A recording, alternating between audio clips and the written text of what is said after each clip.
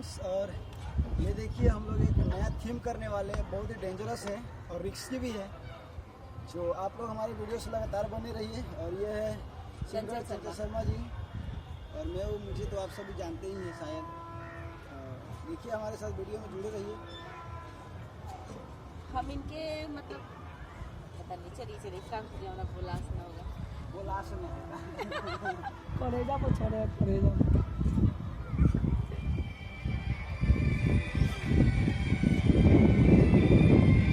तो देखिए हम दिखाते हैं थोड़ा सा टैपिंग इनका क्या कर रहे हैं।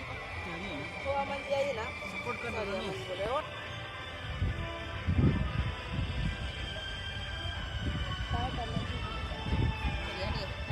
करना है। देखिए ये सारा हुआ है, और आप लोग 3 स्टार देके सपोर्ट कीजिए प्लीज। देख कितना मेहनत कर रहा है। काटिएगा, देखते रहिए दोस्तों। देख लीजिए आपने मेरा स्टंट, ये बहुत ही डेंजरस है और काफ़ी मेहनती है, इसमें जान भी जाने की जोखिम है।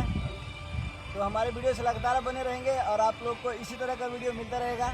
जय हिंद।